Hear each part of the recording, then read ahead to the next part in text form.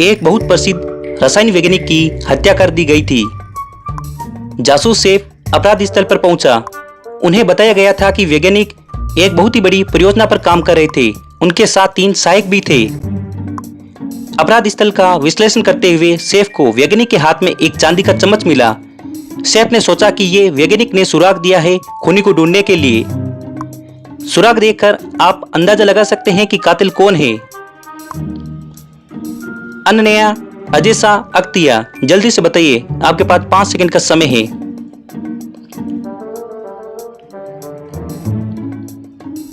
अख्तिया, चांदी का रासायनिक प्रतीक एजी है। वैज्ञानिक ने रसायन विज्ञानिक से संबंधित सुराग छोड़ दिया। सेफ ने तुरंत अख्तिया को गिरफ्तार कर लिया।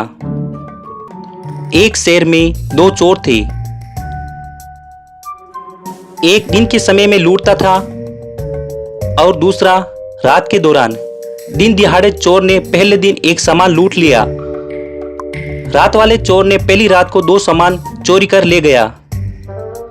अगले दिन के चोर ने 3 आइटम लूट ले गया। इसलिए रात के चोर 6 सामान लूट ले गया। क्या आप विश्लेषण कर सकते हैं और तय कर सकते हैं कि कल दिन वाला चोर कितना सामान लूटेगा? जल्दी से बताइए, आपके पास 5 सेकंड का समय है। 6, 12, 20, 28,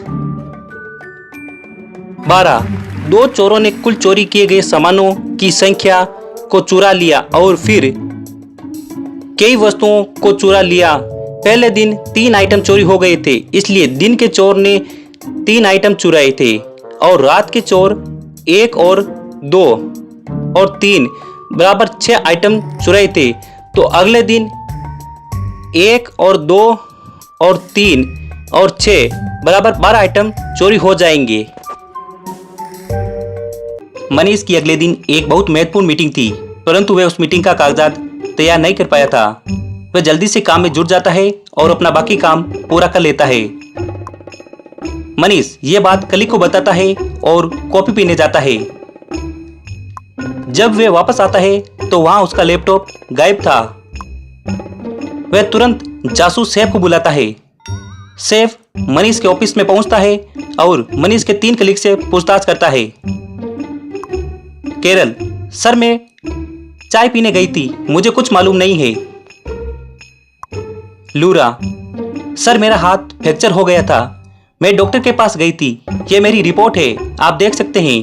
कीम, सर मेरा पेट खराब था, इसकी वजह से मुझे बार बार वॉशरूम जाना पड़ रहा था। दिए गए बयानों और सबूतों के आधार पर क्या बता सकते हैं चोर कौन है? जल्दी से बताइए। केरल, लूरा, कीम। लूरा का दाहिना हाथ फ्रैक्चर था, परंतु एक्सरे रिपोर्ट बाएं हाथ की है, इसलिए लैपटॉप लूरा ने चुराया था।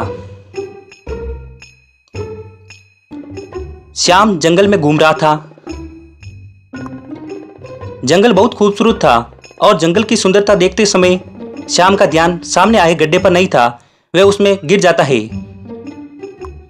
वह सीधा एक गुफा में जाकर गिरता है।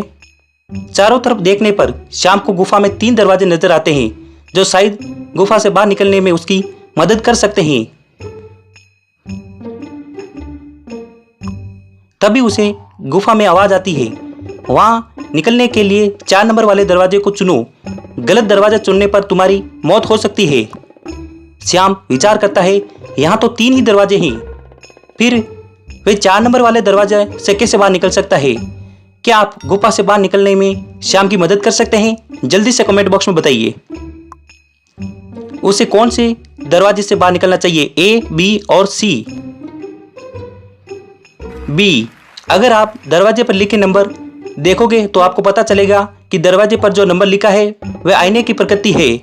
अगर आप उन्हें सीधा देखोगे तो आपको नंबर 4 दिखाई देगा। एक पिशाच गुफा में फंस गया था। 3 दरवाजे थे जिनसे वे बच सकता था। पहले दरवाजे में इसके अंदर मोशन सेंसर है, गति का थोड़ा सा सेंसर को ट्रिगर करेगा और एक आग उत्पन्न करेगा जो पिशाच को मार देगा। दूसरे दरवाजे में साउंड सेंसर है, थोड़ी सी ध्वनि सेंसर को ट्रिगर करेगी और एक आग उत्पन्न करेगी जो पिशाच को मार देगी। तीसरे दरवाजे में तापमान सेंसर है। तापमान में मामूली वृद्धि सेंसर को ट्रिगर करेगी और एक आग उत्पन्न करेगी जो पिशाच को मार देगी। पिशाच को गुफा से बचने के लिए किस दरवाजे का चयन करना चाहिए? फर्स्ट, सेकंड, थर्ड, जल्दी से बताइए।